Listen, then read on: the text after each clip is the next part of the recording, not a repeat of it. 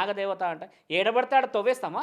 అనంత పద్మనాభ స్వామి అనంత పద్మనాభ స్వామి ఎవడు కట్టాడు? మీ తాత కట్టాడా మా తాత కట్టాడా? అనంత పద్మనాభ స్వామి గుడి ఎవరిది? ఆ చరిత్ర ఎవరిది? ఆ ఘనమైన అసలు అందులో ఉన్న నిధి నీకెందుకు ఆ నిధి? నువ్వు పెట్టావా? నువ్వు పెట్టిన రుజువా? నీకెందుకు అది? ఒక కారణ జన్ముడు అడగడమ్మా అవసరం ఉండదు. అసలు నిధులు నీకోసం పెట్టారా? భూరక్షణ కోసం పెట్టారుగా. ఎంతమంది చెప్పట్లేరు ఈరోజు భూశాస్త్రవేత్తలు?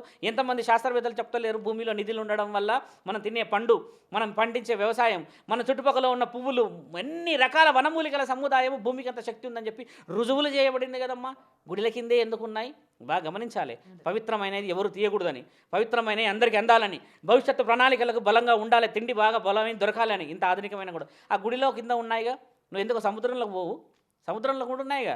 ద్వారకాలో పోయి మునిగిరండి, మరి తీసుకురండి. ఎందుకంటే అందులో ఎవరు మునగలేరుగా, ప్రాణాలు పోతాయి. అనంత పద్మనాభ స్వామి ఊరికే కూర్చున్నాడు అలా పండుకొని. ఆయన పడుకున్నారు అనుకుంటారు వీళ్ళందరూ. లేచి ఒకటి పగలగొడతాడని చాలామందికి తెలుసు. ఏం ఒకటే ప్రయత్నం చేసిందా?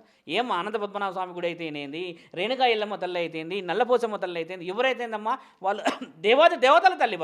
వాళ్ళని తక్కువ అంచనా వేయడం ఎందుకమ్మా? మీరందరూ గ్రామ దేవతలకు ఎంత విలువ ఉందమ్మా మన దగ్గర? గ్రామ దేవతలను అంత చులక కనబడుతున్నారా? గ్రామాలు కాపాడడానికి పొలిమేరలో కూర్చొని ఉన్నారమ్మా పోతరాజులయ్యి. పోతరాజు ఏడున్నాడో మీరు అన్నట్టుగానే మనం చేసే ఈ పూజల్లో పోతరాజును లేపాలమ్మా. లేపి అందరికీ గావుకేక పెట్టి ఆయన గొంతులు కొరికేవాడంట రక్తం తీయడానికి. అలా చేసి పెట్టాలి. ఇప్పుడు పగలగొట్టేటాడు లేక ఆ దేవత ఈ దేవత ఈ దేవత ఆ దేవత. ఏ దేవతమ్మా? నీ కన్న తల్లిని పూజించలేండి. నువ్వు చదువుకునే చదువు చక్కగా రాలేదు నీకు. నువ్వు ఏం డిగ్రీ చదివావా, ఇంటర్ చదివావా, మాస్టర్ డిగ్రీ చదివావా? నీకు జ్ఞానమే లేదు. లోక జ్ఞానం గురించి మాట్లాడతావు, పరిజ్ఞానం గురించి మాట్లాడతావు, శాస్త్రవేత్తలు ఇచ్చిన ఆ మహాజ్ఞానం గురించి మాట్లాడతావా? నా పరంపర ఋషి పరంపరమ్మా. ఎక్కడ ఋషువులు, ఎక్కడ సాధువులు, ఎక్కడ అఘోరాలు, ఎక్కడ పురోహితులమ్మా. త్యాగం చేసి తిరుగుతురు తల్లి వాళ్ళు. అడుక్కుంటురమ్మా వాళ్ళంతా. గుడి డెవలప్ చేయండి, ఏమన్నా కార్యక్రమాలు చేయండి. అలాంటి వాళ్ళ మీదకి రాడా దేవుడు? ఏమీ తెలియని నీకు భలే వచ్చేస్తున్నాడే. అలాంటి తప్పు లెక్కలు చేసి మన వంశాలు కోల్పోతున్నాం. కొన్ని వంశాలకి శాపం తగులుతుంది.